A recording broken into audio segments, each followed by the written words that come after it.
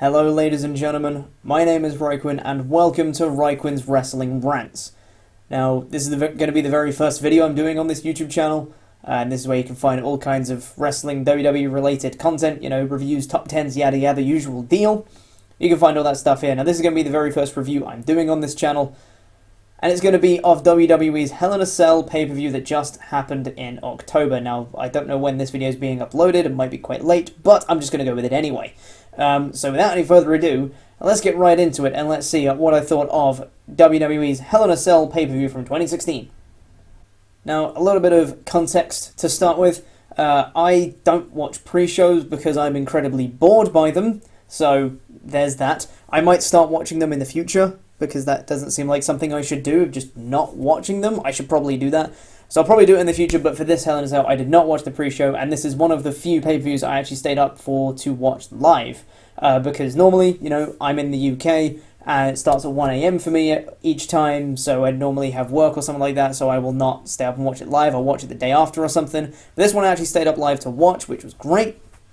Obviously made it feel a little bit more special. And a little bit of context going into it, I haven't really been too excited by anything as of late. Like, I wasn't expecting amazing things. I was very worried at the fact they had 3 cell matches planned, because I feel like more than one cell match in one night is just redundant. It makes everything seem less relevant when you have more than one of the same stipulation in one night. That's why I don't really agree with the gimmick pay-per-views, with the exception of Money in the Bank. Because Money in the Bank is a yearly thing, and it makes sense because you have a year for the contract, and then you have a Money in the Bank match again. That makes sense. I'll take that one. But Hell in a Cell, TLC, you know the ones I'm talking about, Elimination Chamber, things like that. They should not be happening on a gimmick pay-per-view. I do not agree with that at all. So I was very worried going into it about 3 Hell in a Cell matches. And aside from that, I was excited to watch it because it's wrestling, but aside from that, I wasn't expecting too much from this pay-per-view. So the first match they had to kick everything off was Roman Reigns against Rusev, and I'm not the biggest fan of Roman Reigns, let's put it that way. I quite like Rusev, I think he's a cool guy, but I felt like I knew who was going to win going into this, and I was correct in the fact that Roman Reigns came out victorious in this one. I felt this was actually a really good match. It was quite brutal in some instances. I wish they used the cell a little bit more, because to me it just felt like an Extreme Rules match with the cell around it. Like, they didn't interact with the cell too much, with the occasional whip into the side of it every so often.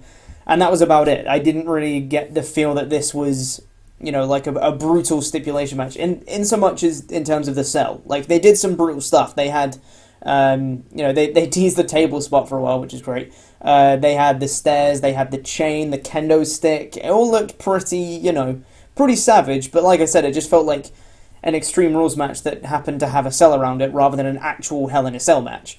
But it was a good match. It was decent, for what it was. I called the finish straight away. As soon as I saw they had the steps up and Reigns gives a Samoan drop to Rusev onto the stairs. Rusev gets up on the stairs and Reigns in the corner. I was like, just a spear. It's going to be a spear. He's going to run up the stairs and spear Rusev off the stairs into the ring, and that's going to be the end of the match. And that's exactly what happened. He just speared him. It was a good spear. It was a good looking spear. But speared him, 1, 2, 3. Reigns retains. That's a tongue twister. Reigns retains. Hashtag Reigns retains. That feels like that would be a hashtag that WWE would push, wouldn't it? You got 999. You got other stupid hashtags they always do, and they got Reigns retains too. But it was a good match. It was whatever. Like, the quality of wrestling was decent. I just don't like Roman Reigns, so there's that. I've got nothing against the guy himself. I just don't like... It's the standard internet thing. I don't like how he's been booked. And I feel like Rusev deserves the title more than he does, if I'm honest. I don't know. This match did not deserve to be in a cell, basically. It did not deserve that caliber of being in a Hell in a Cell match. I don't think it needed to be, and I feel like it was a bit of a waste having the Hell in a Cell for this match, because it just cheapened the other ones in the night, but that's just me. But it was a good match. Roman Reigns walking out as US champion for that match there. Next up, we had Bayley versus Dana Brooke. I do not like Dana Brooke. Not at all. I think she's sloppy as hell in the ring. Her character's somewhat decent, but really annoying, And it's not like the good kind of annoying. It's like, oh, I really want to see you get your ass kicked. It's the kind of annoying where it's, get off my TV screen now. She gets under my skin. I love Bayley. Bayley's amazing. But I did not care about this match one bit, and nor did the crowd, let me tell you. Bayley still got a decent pop from the entrance, which is cool. Which was nice. At least they still gave her a decent pop on her entrance. But it was, everything just seemed a little lackluster for this match. There was nothing too exciting in the match. They came out, they wrestled a match that was like Raw quality, and then Bayley won. Yay! Moving on. Next up we had a tag match between Enzo and Cass and the Club, Gallows and Anderson. Are they still the Club now?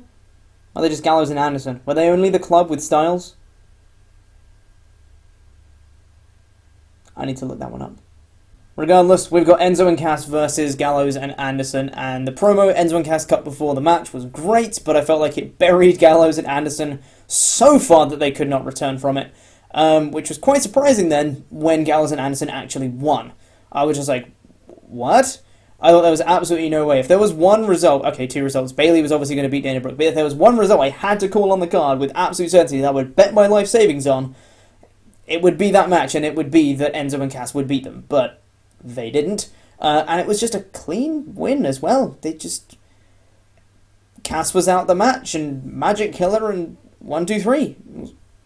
Okay, sure, if that's the way you want to go with it. I was very curious. I'm glad they won.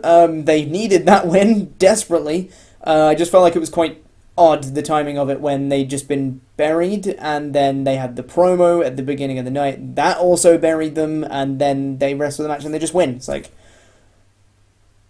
very odd in my eyes there. I didn't really get the dynamic they were going for at all. Because it just makes Enzo and Cass look a bit foolish, if I'm honest. If they come out and talk the big talk and then don't get it done, it seems a little bit weird. But Gallows and Anderson get a win, and I think they needed that win, and it looks like the rivalry is going to carry on. So, you know. But props to Enzo and Cass for making Toy Story references. That's cool. Next up, we have the Universal title match between Kevin Owens and Seth Rollins, and again inside Hell in a Cell. And this match for me was, for one, it was surprising when they said, next up we got another championship match. I was like, okay, this is going to be the women's championship now. And they said, and the Universal title. And I was like, oh my goodness, the women are closing the show. Amazing. That was awesome. That moment in itself, when I just had that moment of realizing the women are closing the show, it was like, yay, that's awesome. Why haven't they done that before? So this match, I felt like was probably my favorite match of the evening. I just liked the whole dynamic. That's the thing. I'm very personally invested in this match because I love Kevin Owens and I love Seth Rollins and I love Chris Jericho. So this whole dynamic of having all three of them in a cell at the same time, I was just marking up the entire time because that's what I do. But it was really good. I was super pumped for it. I loved this caliber of wrestling in it. The spots were fantastic. Little things like the Kevin Owens chucking Seth Rollins, essentially Seth Rollins doing a suicide dive to his face on the side of the cell was great. The powerbomb spot obviously was great. They had the slight botch before it happened, but they recovered it very, very well, and it powerbombed through 2 tables. That was awesome. The finish I felt like was good. I would have saved Jericho coming out a little bit later. I felt like he was in the cell for a little bit too long for my liking. Like, I would have preferred it if it just been Owens and Rollins by themselves for a while longer, and they kept going back and forth, and then maybe Rollins was in a position to win, and then, you know, Kevin Owens did like a big kick out or something, and then Jericho came down, there was the distraction with the fire extinguisher, whatever they wanted to do, some way to get Jericho in the cell, and then Jericho came out, and then like a couple minutes later, he did something to cost Rollins, and then he came back and Owens won it. That would have been fine, but I just felt like Jericho came down, then it was like a solid like 10 minutes he was still in the cell with them. It was like, this is basically 2-on-1. How have they not finished this match already? That would have been my preferred booking of it, but I thought it was still very good. Owens coming out with the win, powerbombing Seth through 2 chairs, which was awesome. Looked pretty brutal, and it was just a solid end to the match. I was very happy Kevin Owens retained. They didn't do any kind of split with Jericho just yet, and it looks like they're going to be going with the Rollins-Jericho feud, which is one I really, really want to see. So I'm very happy with that, and if Kevin Owens gets a new challenger, I'm all for it. So looking forward to seeing what happens in the future, essentially. Next up was the Cruiserweight Championship match between TJ Perkins and Brian Kendrick. Sorry, the Brian Kendrick. And I thought this was really, really good, actually. The crowd hated it, which sucks. I love Cruiserweight wrestling. Like, I wasn't really too into Cruiserweighty stuff in the past, but since the Cruiserweight Classic, I've been like, give me more Cruiserweights. I need to have this in my life. And this was kind of a demonstration, not necessarily of the caliber of wrestling that they had. It was decent, it just wasn't, outstanding. But the story behind it as well, with the whole Brian Kendrick's thing about needing him to lay down for it, I wish they played that up a little bit more, if I'm honest. Because they had like a few times when TJ would go for a pin, Kendrick would kick out, and then he'd look at him and just be like, come on, dude, are you going to lay down for me or not? And it was little moments like that I really liked, but I wish they just played that side up of it more.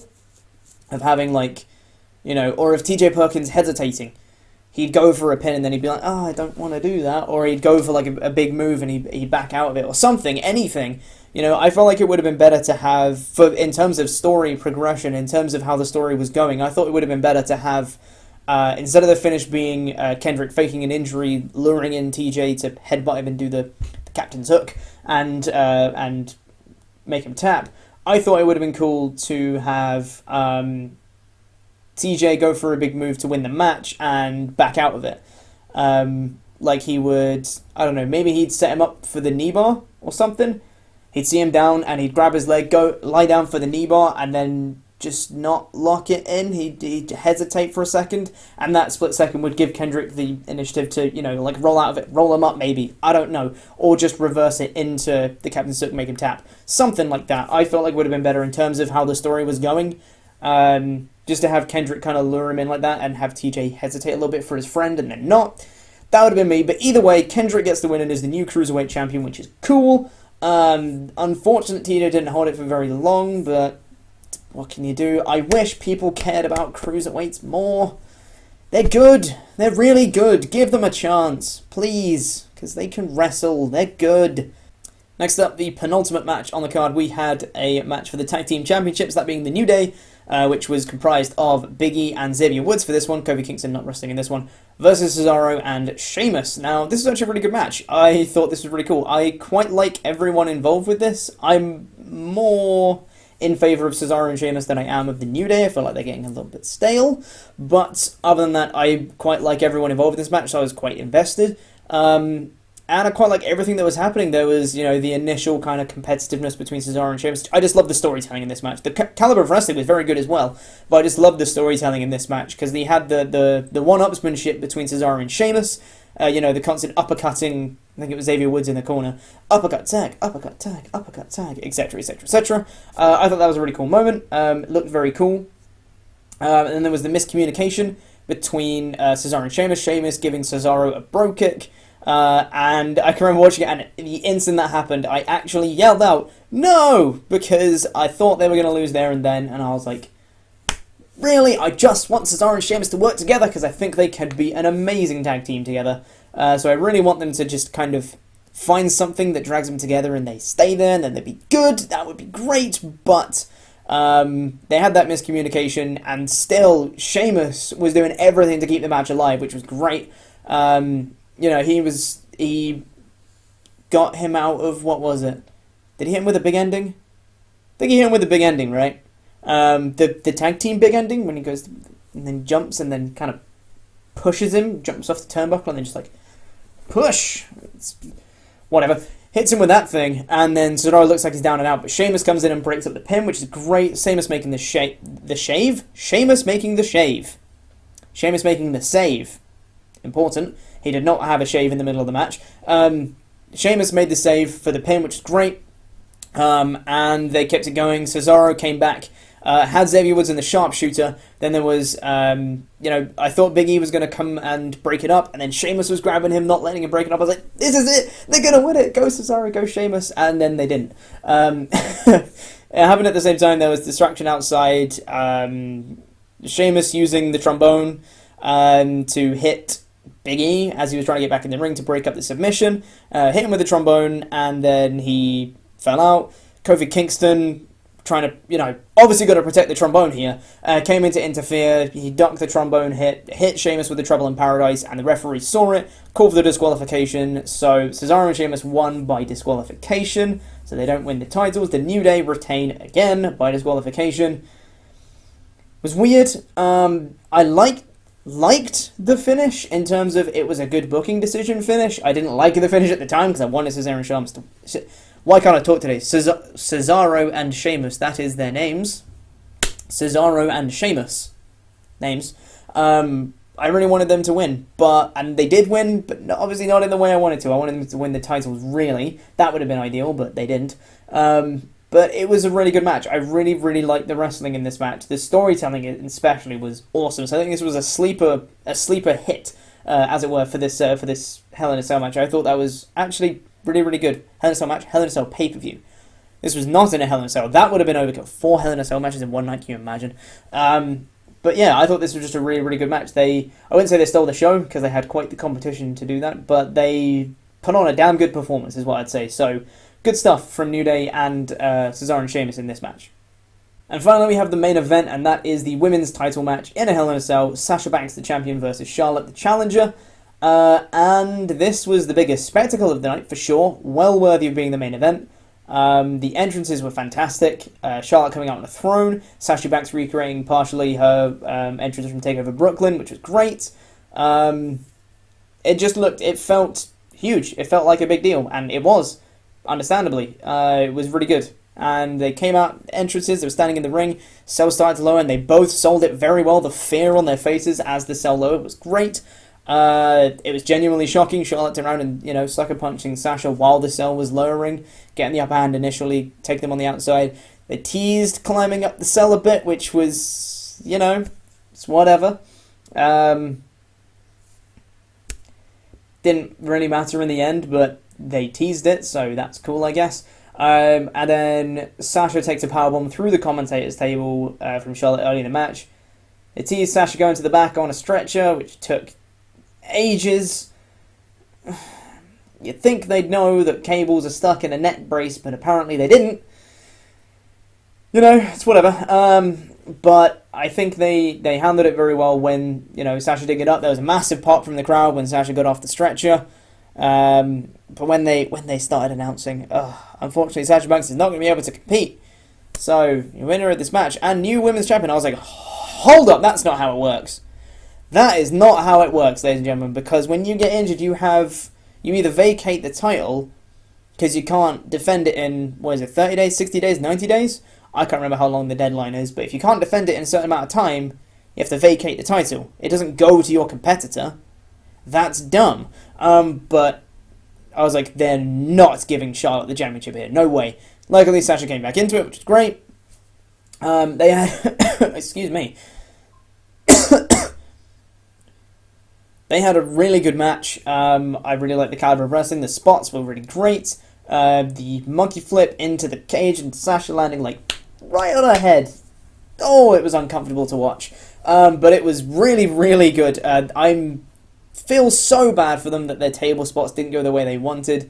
There was one, I'm not sure if Charlotte was supposed to fall off the turnbuckle into the table, or she was meant to go on the apron and then just kind of fall onto the table and lie on it, and then Sasha jumps off and breaks it, or I'm not sure what was supposed to happen, but she kind of went on the apron and then fell on the table, and then it just went, ugh. And then that was it, and it was a bit, and the crowd booed, and it was bad. Then they had the one at the end, which I'm assuming was supposed to be the ending spot, which was the table set up in the corner, and they threw her onto it, and she kind of just bounced off it, rolled off, and then they tried it again, threw her onto it, bounced off, and then she just rolled off, and then natural selection, and then 1, 2, 3 Charlotte's the new champion. What? Excuse me? I was very upset at that result, let's say, because a match of this caliber, of this historic nature, should be ending with confetti and cheers and jubilation and all that stuff. Euphoric scenes should be what is happening. That match should end with a standing ovation at the competitors in the ring. For a match this historic, that's what they needed to do, and they didn't do it. It was in Sasha's hometown. She was the champion. She could retain. She could break Charlotte's streak that they were trying to hype up. That she was, 13-0 on pay-per-views since she's debuted? And they could have broken that streak, had the first women's main event on pay-per-view, had the first women's Hell in a Cell match, and have a hometown hero leave it. Can you imagine the scenes? The scenes at the end of that pay-per-view, after the brilliant match that they had, to have Sasha Banks celebrating at the end of it, with her title in her hometown, after the first women's Hell in a Cell match, after the first women's main event on pay-per-view, it just made sense. It made too much sense. But that's precisely why WWE didn't do it. Because they never like doing things that make sense. They like swerving for the sake of swerving. And I hate it. It was an absolute buzzkill, especially the way it happened. I feel bad for them, it didn't go the way they wanted. I'm assuming they wanted it to be a bit more impactful, you know. Maybe they had Sasha jumping and diving through the table with Charlotte on it, and maybe they'd have chucked Sasha through the table into a natural selection. That would have been a bit more, you know, impactful and nice, but one natural selection and that's it. 1, 2, 3, Charlotte's the champ, and the crowd died after that. I just don't agree with it. I did not like that decision one bit. And I kind of left the event just being, well, that was terrible. Even though it was a very good pay-per-view. It was just the end bit was just awful. Regardless, I feel like this was a very solid pay-per-view. I wasn't expecting much, as I said, going into it, so it exceeded my expectations for sure. Bayley Dana Brooke was kind of the only match that wasn't very good. Enzo and Gallows and Anderson was, you know, it was decent. It was passable. And then the Cruiserweights were decent. Cesaro Sheamus was good. The Reigns Rusev was good. The Universal title was good. The women's title match was good. So all in all, this was a very good pay-per-view, and I'm going to give it a 7 out of 10? 7? Should we go with 7? We're going to say 7. 7 out of 10 for this pay-per-view. If they'd have had Sasha Banks win it, with the jubilant scenes after, I'd have been tempted to give this like a 9. Which would have been insane for Hell in a Cell of all things. But I would have been tempted to give that like a really, really high rating. That would have been a solid, solid pay-per-view if they'd have had that at the end, because it was just a massive buzzkill at the end. It wasn't like, you know when Brock Lesnar broke the streak and the crowd went silent afterwards when they were in shock, and then the boos started and everyone started coming to life because they couldn't believe what they'd just seen? This wasn't that. I don't know if they were trying to recreate that kind of similar feeling where they, you know, they're just so in shock and they just go, oh, no way did that just happen. It wasn't that. It was just like, oh no. Instead of, you know, there's a difference. You can tell by a crowd's tension. You can tell. You can read the crowd, and this was not it. This was a buzzkill. This was not something that was shocking. I'm going to stop ranting about it now, because that's a rant for another day and another time. So that has been my Hell in a Cell 2016 review. I hope you guys have enjoyed it, and stay tuned for more reviews and stuff coming soon. Any feedback, comments would be very greatly appreciated. Of course, you can click the subscribe button as well to keep up to date with my future videos. This has been fun. I hope to do it more in the future. I hope you guys have enjoyed watching. If you have enjoyed, make sure to leave the like button, as I said, leave a comment, subscribe, and hopefully I'll see you guys sometime soon. Toodaloo.